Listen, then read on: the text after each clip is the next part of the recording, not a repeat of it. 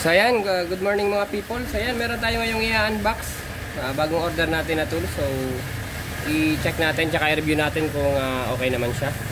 So ayan, pasensya na kayo, medyo maingay kasi meron pang kinakarwash ngayon dito sa shop. So marinig nyo yung pump, maingay. So ayan, siguro naman narinig nyo naman ako. So ayan, hello test mic. So ayan, buksan na natin itong bagong order natin. So ito nga pala ay torque wrench. So torque wrench siya na 5 to 25 Newton meter. So yung pangmaliit lang, yung mga pangmaliliit na tornilyo. So yan, buksan natin. So ang bili natin is 883.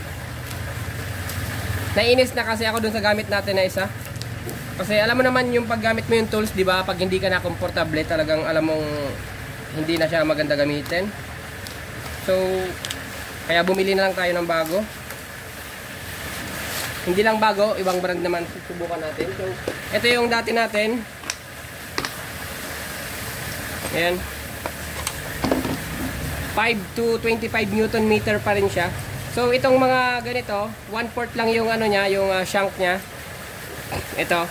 Kasi, maganda to sa mga masisikip na lugar, yung sa head, alimbawa, head ng Raider, sa ibang makina na talagang napakanipis lang yung clearance. Kasi yung ibang katulad nito, halimbawa to, maganda naman to, kaso napakapakapal.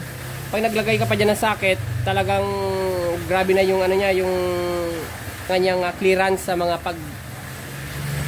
pagtitirahan nyo nito. So kaya kailangan ko pa rin ng ganito. So ito yung dati ko, kaso medyo hindi na talaga siya accurate. Minsan depende sa posisyon nito, nag-iiba-iba talaga yung setting niya. So naiinis na ako. Pwede pa naman siya i-calibrate kasi may pang-calibrate tayo. Ito, nagagamit ko to, pang-calibrate ito. Kaso talagang hindi na ako komportable. Kaya bumili tayo nito. So halimbawa, i-calibrate ko din naman yon. So okay lang, meron tayong backup. Ayan, tingnan natin. Yung bili ko pala nung dati, nasa 1.5 yun. So, ito 800. Yun. So, yan, maganda. So, yan. Guyojo. Brand niya. So, wala na tayong pakialam sa brand. Ang importante, accurate yung ano niya. So, kung tatanungin, mas cute to, mas maliit. So, yan. So, itry natin kung accurate nga siya.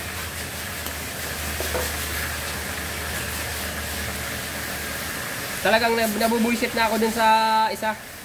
Kasi may mga times na lalo na pag nasa ilalim ka ng kotse, yung tinitira mo is yung transmission oil pan.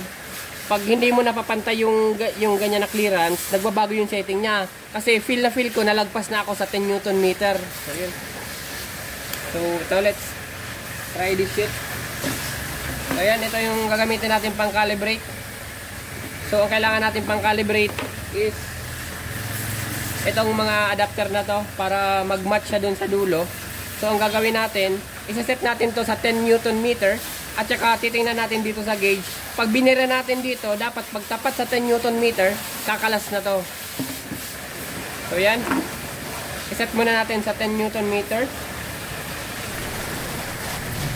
Yan, naset na siya sa 10 Newton meter. Ayan, itry na natin siya birahin. So yan, pasensya na kayo, talagang maingay pa. Yung may nagkaka-rush pa doon, no? So yan, birahin na natin. So, kailangan natin ito. Tsaka 10 mm na socket, sakto yan dito. Tapos, adapter naman from 1/4 to 3/8. Tapos, salpak natin dito. So yan. So yan, i-testing na natin. So yan.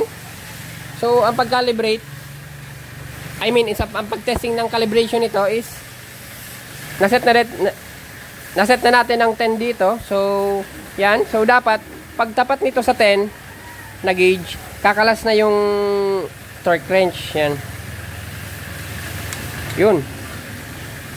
Yun. Narinig nyo?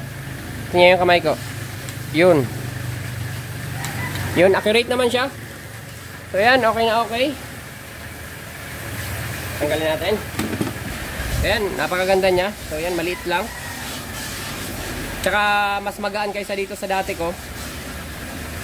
Ayan. Tsaka auto-lock na rin siya. Tsaka madali i-adjust. Hindi katulad nito, paka-adjust mo siya ng ganyan. Dito yung lock niya sa baba. Hindi siya auto-lock. So, tingnan natin kung anong naging problema nito, kung bakit hindi na ako komportable. So, since maiksi pa naman yung video. So, ayan, dugtungan natin. Tingnan natin yung accuracy nitong dati natin. So, ayan, nakaset siya sa 10 Newton meter din. So, ayan, ilagay din natin siya dito.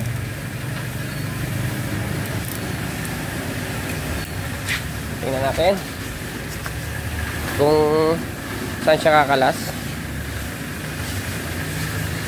Ayan.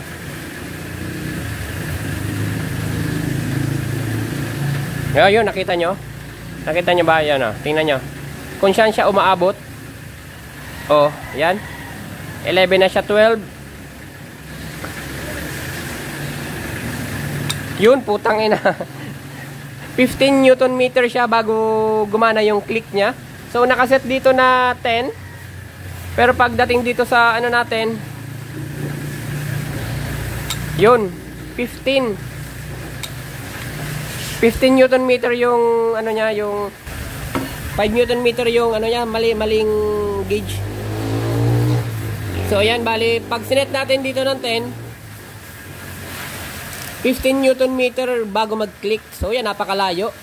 5 yung kaibahan niya. So talagang yung last kong gamit nito, hindi ko na tinuloy ginamit. Ito na yung ginamit ko kasi malulustred na yung bolt. Pero okay lang naman kasi talagang last year ko pa to, last year ko pa to last kinalibrate. So bira ko naman kasi to gamitin pag talagang mga tight spaces ko lang to ginagamit. So yan, bali kung may time ako, i-calibrate ko na lang din to ulit. Pero ito na yung lagi kong gagamitin kasi bago. Parang ang ganda gamitin. Ayan, okay na. Ayan, maliit lang.